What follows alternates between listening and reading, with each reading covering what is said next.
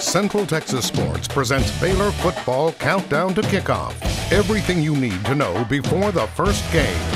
Get to hear from coaches, players, and about which games this season will be key factors. Central Texas Sports presents Baylor Football Countdown to Kickoff. Sponsored by Benny Boyd Auto Group. Welcome to our Baylor Football Countdown to Kickoff. Over the next half hour, we'll talk everything Baylor Bear football as we embark on year 3 of the Rule era. Thanks for watching. I'm Brooke Bednarz. And I'm Jack Allen. Brooke, for the first time in his collegiate career, quarterback Charlie Brewer knows he's the man going into the season. That's right. Head coach Matt Rhule has named Brewer the lead Bear. The guys want him, the seniors want him to be a leader because they know his position and they know what it means. And so I thought that was really cool, seeing the maturity of our leaders on our team, that they want Charlie to be a leader. So he'll continue to always, I think, do things right and try to influence people with his actions. But I think becoming a vocal guy, and not a yeller or screamer, but a vocal guy that says, hey, this is what we're going to go do, that's going to be really cool. Just 3 years ago, Brewer was the scout team quarterback. By the end of his freshman year, he was playing and making a difference for the Bears. But now he is the lead Bear, the go-to guy, and he's carrying that weight. Throughout the offseason, he's turned his focus to his mental game, speaking up when needed, and perfecting the timing of his throws. Great quarterbacks are always on time and deliver the ball accurately. So I need to be able to do that for this team, and I'm working at it. We're looking for Charlie to be one of the best quarterbacks in the Big 12. We're looking for him to take that next step, because he's definitely capable of it. And like I said, we got some depth behind him, but Charlie's definitely our leader. Rhule has challenged his quarterback to elevate his game while continuing to not force things. Checking plays and protections means communicating with his offensive line. But that's a group that's still a bit unsettled. There's a lot of competition. I feel like we have 7 or 8 guys that I know could play, and there'll just be some good battles. A lot of guys worked hard this summer.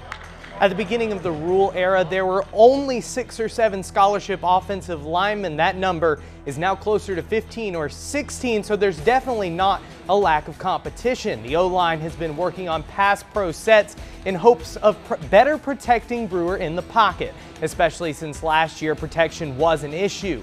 The Bears allowed their quarterback to be taken to the ground 39 times. But if you ask Brewer if he's uneasy that the depth chart isn't finalized yet, he says he actually prefers it this way. We've got a lot of guys that are capable of, playing in big-time games. So, it's good that there is a lot of competition. That means you got a lot of good players up front.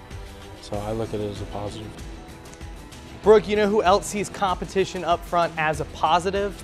How about those guys who are going to be hitting the gap this fall? Exactly. The Baylor coaching staff has high expectations for the running backs this season. But they still aren't sure quite who's going to be the go-to.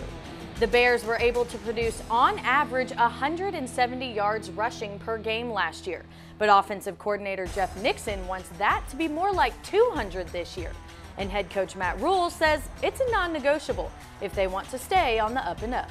We've always pretty much won when, not with the quarterback scrambling around, but the rest of our running game. We've been able to get 150 to 170 yards, we've won. So 200 yards is the goal. It's like everything else, though. Goals are great, but you know what? Everyone has goals right now. I bet you there's 10 Big 12 teams breaking it down to, hey, let's win the Big 12. So the goals really mean nothing. It really comes down to what you do to get it. The Bears' plan to get it? Ride the hot hand. With a deep running back room, the Bears will field a 3-headed monster. Coach Nixon believes JaMychal Hasty, Treston Ebner, and John Levitt are all capable of boosting the Bears' explosive plays, and says you can expect to see them all every Saturday. It could just be a running back by committee, whoever has the hot hand. We got a lot of guys and we all can play at a high level, so whoever has the hot hand get to go. Junior running back John Levitt tested the waters over the offseason, trying his hand at safety, but Rhule said the experiment officially ended during fall camp, and says he sees Levitt as a key part of the Bears' short yardage game. Coach Rhule admitted that third down situations are an area of concern this year, as the Bears will be without wide receiver Jalen Hurd. Now, Hurd was the difference maker for the Bears when it came to converting last year, but now that he's in the NFL, Mims is the man. This is his last run, and he has to get it done, and I think he will. I just see a renewed sense of energy in him, passion, something that I haven't seen when I got here last year out of him. I'm seeing a guy that knows he's the alpha dog and he's acting like it. The Bears say they were able to add a lot more to the mix this year due to the sheer amount of veteran leadership in the wideout group.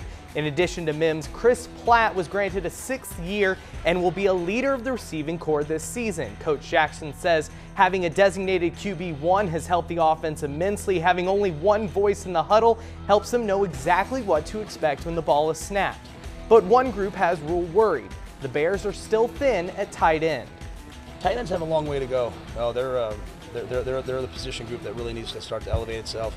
We've got a lot of talent there. You know, we've got Ben Sims, we've got Kristoff who's played, but it's really that consistency at that position to warrant being on the field. There's a lot of great receivers, there's a lot of great backs, and so you're not just fighting to be the top tight end, you're fighting to have the tight ends on the field ahead of another running back. We're days away from finding out if Kristoff, Henley, and the young tight ends have earned their spot in the offense. And getting our first look at the Bears' new primary defense. We'll break it all down for you up next.